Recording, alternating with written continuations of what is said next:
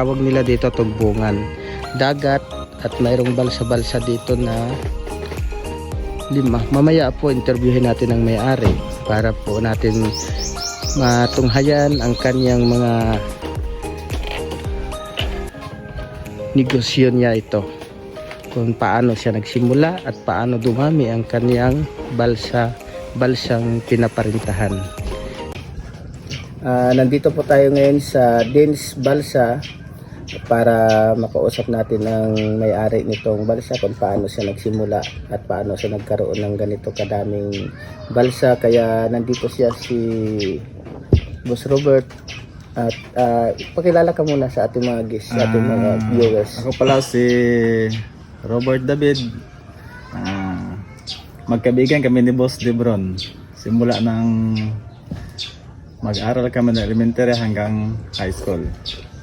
Yan, kami po ay magkakabats at ngayon ulit nagsama-sama dahil ako may trabaho rin sa ibang lugar at dito siya sa probinsya ng Sitio Puntang, Oksando ni Washington, Aklan. Dito po ang kanyang negosyo na balsa. So paano ka nagkaroon, boss, ng ganitong negosyo? At ano ang nag-ano sa'yo na makapag-isip ka ng ganitong negosyo na balsa-balsa? Ang totoo niyan, boss, nagsimula yan sa anak ko na pangalawa.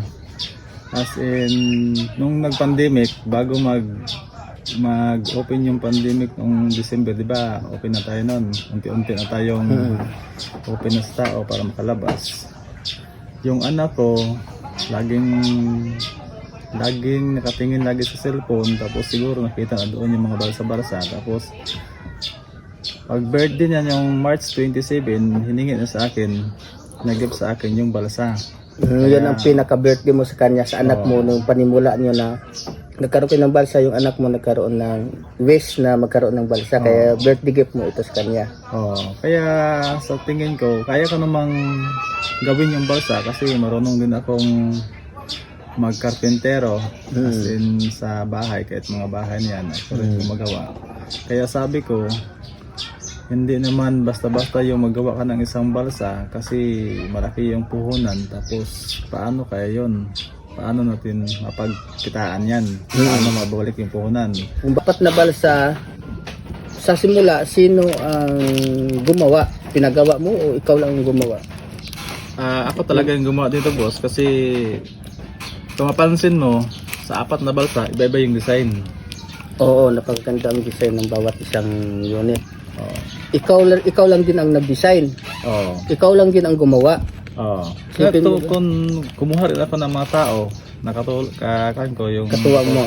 Para magpadali yung trabaho, pero ako talaga yung nag-design ito. Design kong ganito, iba-iba yung design kasi yung mga guests namin, minsan nga sa almost 2 years na kaming operation dito, yung mga guests namin, mayroon mga 5 pabalik-balik na dito, 5 balik na, 3. Katulad ngayon, yung sasakay ngayon, yung araw ngayon, 3 balik na sila dito ngayon. Talagang na-enjoy nila. Kaya pag sumakay sa isang balsa, sa sunod lang sa balik naman nila sa isang balsa iba na naman ang sakyan nilang balsa para ano nila kung pagkakaiba yung bawat balsa. Kaya mapansin nila na halimbawa pag mag-post sila ng picture nila, nagbalsa sila, ibang balsa naman sinakyan nila, at ma-determine nilang iba-ibang balsa yung sinasakyan nila. Tapos kumbaga mayroon namang yun, may balsa kami na Tarzan swing, may diving board kami yun, tapos merong wala naman, plain lang, pero lahat ng mga balsa namin may swimming pool talaga. Para sa mga bata, para safe yung mga bata. So, paano kayo nagkaroon ng income na ano? Yung ginawa ko, pumunta kami sa LGU para kumuha ng permit para gawin nilang business. Kaya malaking pasalamat ko sa anak ko na sa simpleng hiling ng anak ko sa birthday niya, nagkaroon kami ng business. Nag-umpisa muna kami sa isa, tapos yung hipag ko, gusto niya siyang gumawa rin siya ng isa. Nagpatagtag din siya ng isa. Tapos yung isa, tiyahin ko yung isa. Mayroon na yung tiyahin mo, Tapos, Yung hipag ko, ipag mo. tapos yung isa pa rin hipag. Bali, apat. Tig-isa-isa lang kami. Ibig Ah, sabihin, family business family na. business na Oo, kayo. ano na. So, apat na ang inyo ngayong balsa-balsa. Oo. So, paano ngayon kumita? Kawit nagkaroon ng apat na ano? Paano kumita? Sa Yung isa umpisa. sa umpisa, paano Sa kayo umpisa, nagkumita? sa operation naman ng mga isang buwan, lalabas kami ng mga 26 days ng umpisa. Hmm. Kaya maganda talaga yung takbo ng negosyo. Kaya tuloy-tuloy na, dinagdagan namin. Hmm. Hanggang nagkaroon na kami ng apat. At sa ngayon, malaking tulong sa amin kasi nakakatulong ka talaga sa tourism. So, Tapos sa mga tao dito, kumbaga kung may mga isda sila, may binda sa guest, mga talaba, yun. Oh. Extra income sa kanila. Tapos siyempre may mga tao ka rin. E di magkaroon din sila ng trabaho. Nagkabigay ka rin sa kanila ng ano, ng trabaho. Isa pa sa dyan, mga tambay na pakinabangan natin nandito. yung dagat natin dito.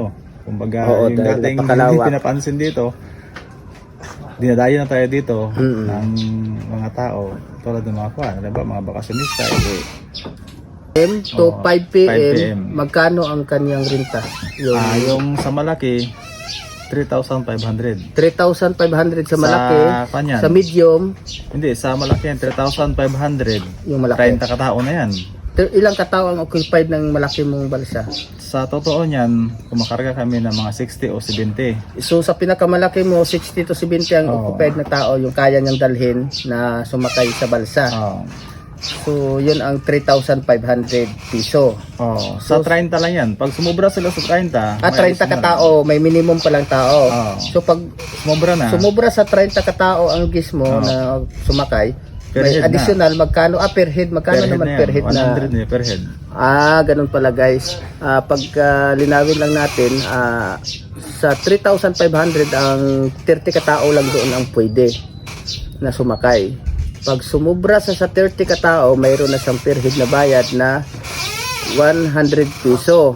So ang kaya niyang dalhin na itong balsa ay 60 katao to 70 katao. Naman tayo sa medium Sa medium, na balsa. bali, kanyan, yung sa 10 katao, bali 1.5 lang yun. Pero walang video okay yun. So, kakasya rin doon yung mga 30. Ganun din Ano lang. yung minimo 10? Kasya rin yung 30 katao, pero pag kasi inoffer lang namin yan kasi may mamaliit na mga grupo, Oo. mga 5 lang sila o Hmm. 7, yun yung kinukuha nila kasi kumbaga abot kaya ba? Hmm. Kumbaga 1.5 lang. Pero 1.5 ang bayad sa medium na balsa. pero na pag walang video sumubra okay. sila sa 10, Pag dagdag rin sila ng 100. 100. So, Ganun yan. ganun pala siya. Napakaraming pumapasok talaga rito na mga galing sa iba't ibang bansa, ano? Yung mga bisita. Oo. Kasi karamihan namin is pag pumunta ng Boracay, dadaanin sila dito pag bumalik ng ibang bansa o doon ng Maynila. Yun talaga yan. Tapos malaking pasalamat nila kasi yung mga bisita nila may dadalan silang kakaiba. Hindi katulad ng halimbawa, simple lang lagi tapos nandoon lang lagi sa Boracay, ito kakaiba rin. Kaya na-enjoy nila kasi pag sakaling nag-arkila sila ng isang balsa, sila lang, walang halong ibang tao. Oh. Kumbaga yun, safe sila. May nakabantay rin sa kanila. Hmm. Tapos yung paliguan ng mga bata, safe sila kasi mayroon silang Oo, kasi mayroon siyang ano, kulungan. na mga kulungan na parang bata. Ito yung mga abuse yung ano Hindi siya natin. hindi siya sa Mga ganyan, sa mga pambata. Review mo nga, boss. Yan. Ganyan siya, may mga kulungan pambata. Yan ang mga pambata. Kaya safe yung mga kabataan maglamig dyan. pagdating doon sa sa laot, ibababa yan. Ibababa yung balsa na yan, yung pambata. Ibababa yan Kulungan doon. niya. Para doon na sila, para safe. Kahit yung mga matatanda na hindi marunong lumangoy, diyan na lang, safe pa sila. Oo. Yung mga medyo may senior citizen. At sabay na rin bantay sa mga batang nag-swimming dyan. Araw, marami, mga ilang days ang kakaroon na ano nyo, pupunta rito para mag-arkila. Depende naman yan sa per season kasi pag summer, yun talaga halos araw-araw meron kami. Tapos pag weekend, meron yan. Pero pag weekdays, yun, medyo mahina, tig isa-isa lang. Ganun na yung plan. Pero pag summer yan talaga, yun talaga. Pero talagang kumikita na. Oo, Itong nabawi balsa na rin. ay bawi na lahat. Ah. Talagang maganda pala ang business na balsa. Kaya sa mga balak na magkaroon ng ganito, kaya manood, Bakal. panoorin nyo para magkaroon kayo ng ideya kung paano magsimula at paano nyo gagawin. Kaya siguro may milyon na ito, boss. Sa ngayon. Mayaman na dahil sa balsa-balsa lang. Oh. Kasi dumami na eh. Kaya simple lang siya si Boss Robert. Kaya ganun siya ka-successful dito sa kaniyang nasimulang negosyo sa balsa. Maliban dito sa balsa, ano pa rin iba mong pinagkakitaan? Yun, meron akong palaisdaan. Palaisdaan na ganito. Oh, Yung yung five baklat. yung mga pasyak, ganyan. Ganyan. Oo. Yung ano nga tawag dyan? Yung baklad dyan sa kanan eh. Baklad, palaisdaan, yung taba kung sa probinsya. Dito sa ating daan. Yan yung isa mong pinagkukunan ng income. Oo. Liban pa dyan sa baklad, ano pa yung Merong ka din, tahungan o saka talabahan.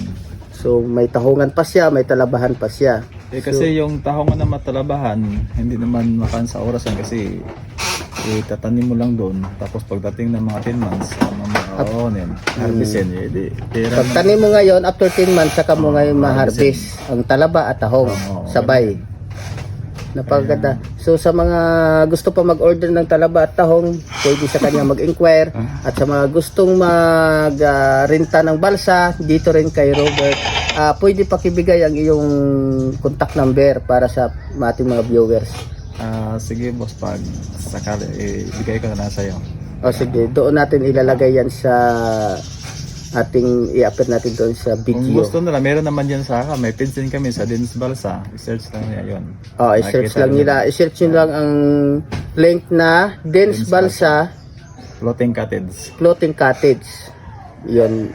Dens Balsa Floating Cottage, Sitio Kuntang, Ochantonio, Washington, Aklan. Yan po ang kanyang balsa sa mga gusto mag-inquire at gusto mag-enjoy, sumubok sa may mga party-party, may okasyon, mayroong mga karamihang nakikita ko rito mga alumni, mga birthday. grupo, mga birthday, mga bagong kasal Ayan. na gusto dito ano ang venue nila, Rent. magre-rent sila dito. Napakarami lahat po ng mga gusto ng privacy na mga magkaibigan, dito sila nagre-renta. Sa nga pala, pag marenta, saan ito banda dalhin para mahiwalay ito sa dito sa parking na ito? Pag nandito ni mga guests, hihilahin yan. May bangka naman kaming tagahila. Hihilahin lang, Papunta ng gitna. papunta doon. Tapos doon sa gitna. meron lang kaming buya doon. Doon na namin ilalagay. Tapos iiwanan. So ang gis pala, kung saan ang gusto niyang dalhin itong balsa, dadalhin sa gitna, hihilahin ng bangka na mayroong makina, at kung saan gusto niya ituro na doon tayo hinto, doon mo rin dadalhin. Para magpa-picture-picture sila sa mga view, dahil maraming view dito magaganda na tulad ng mga mga palaisdaan, may bundok kasi sa unahan, napakataas na bundok, at saka doon sa kabilang isla, maraming mga tarawing magaganda. Kaya karamihan ng mga guests doon nila dinadala para mapil nila yung pagbakasyon dito sa Dens Balsa. So maliban dyan boss, ano pa yung mga ating may turo, mapayo natin sa ating mga viewers kung paano sila mabalak na magkaroon ng ganitong negosyo? Kung balak nila magkaroon ng ganitong negosyo, maganda to kasi pagdating ng mapakinabangan mo talaga. Saka, kumbaga, makakatulong ka talaga sa mga tao dito. Tapos, yung isa pa niyan, yung dagat natin, kumbaga, mapakita mo sa kanila na napakaganda ng dagat. Sa ngayon, ilan ng katao ang iyong pinapasahod na tao? Ay, yung tao ko, ito lahat yan.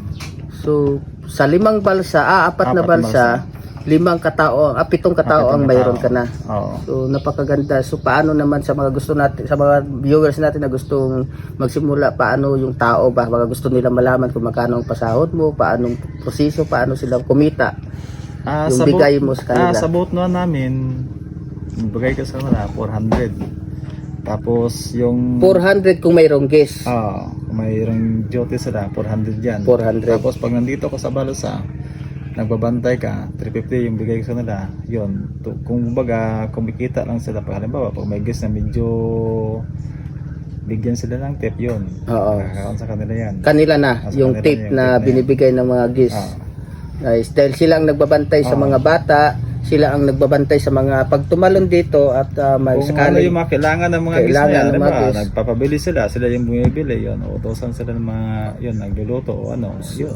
yun, magbibigay ng bigyan pera sila ng yung tip. guest. Oo. Yun. Tapos mga bibilin sa ibabaw dahil doon Oo. nasa gitna ng laot, wala mautusan. Yung Sila bantay, pwede nyo mautusan para bumili ng inyong mga inumin, Oo. mga pagkain, Yung mga sitsiriya, lahat ng kailangan nyo, pwede nyo utusan. Yun, doon naman magkakaroon ng tip sila para sa ating mga guests. Oo. Pero hindi naman lahat nagbibigay o mayroon, depende depende sa ating guest yan. Oo. Pero wala pong pirsahan. Basta't yun ay sila'y sila kasama sa trabaho nila yung ganun. Yun. Yun. Tapos 400 yung galing sa'yo, 400 plus yung nagabantay, mayroon pa silang extra na 350. 350. So kumikita sila ng 750 per day sa isang tao. So napakaganda rin pala, ang laking tulong ang iyong naibigay dito sa ating mga kababayan na walang trabaho, na nagtatambay lang dito sa ating lugar. Kaya maganda rin yung naisip. So sa ngayon, 7 katao na yung hawak mo, yung tao mo ngayon na pinapasahod araw-araw. So ngayong araw, mayroon kayong guest. Meron kami ngayon. Hintayin ba? Ano ba, mga 11 pa siguro. Bagong tumawag na ang mga 11 para darating. Saan naman galing yung mga guest mo ngayong araw? Garang ba ngayon? Isipin mo guys, galing Banga. Napakalayo pa yun. Lampas pa ng Kalibo, tapos papuntang Banga to Balite, ganyan. Ilang oras yung travel naman nun nila, mga ganun. Galing din sa Banga, so papunta rito. Sakyan sila. Siguro depende yan kung tumatakbo sila ng mga 50 kilometers per hour. Yun. Narating sila dito mga 40 minutes. Nandito na yan. 40 minutes sa 50 per hour yung takbo nila. So kung mabilis naman ang takbo nila at walang traffic, siguro Yes, mga 30 minutes o 20 minutes nandito na sila. Ganun siya kabilis, kadali na kahit wala mang traffic dito sa ating area. Kaya mabilis lang ang biyahe ng mga guests. Kung galing man silang Boracay, pwede man dito pumunta. O galing man silang katulad yan sa Banga, iba-ibang lugar. Kaya madaling hanapin dahil mayroon naman doon sa highway, sa gilid ng kalsada papasok dito, mayroon doon nakalagay na Dins Balsa. May signage din kami May dyan. signage at saka pwede man kayo kumontak sa kanyang At wala dyan boss, pag tumawag on the way na sila, para mabigay mo yung namin yan kung nasaan na sila. Para malaman namin kung malapit na. pwede niyong ibigay ang location. Mai-guide na sila. Kung Mai-guide na sila. Mayroon na silang guide kung saan na sila banda. sinusundo namin yan sa highway para padiretso na sila dito. So, pwede nyo na i-search sa kanyang page na Dins Balsa Floating Cottage. At hanggang sa muli, maraming salamat sa ating mga viewers at pwede po kayo mag-subscribe sa ating YouTube, sa Dave's TV at sa ating page na Dave's Secret Vlog.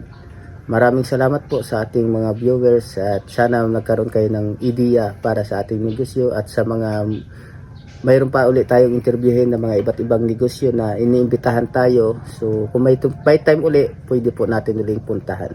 Maraming salamat po sa inyong panonood. Thank you boss. Thank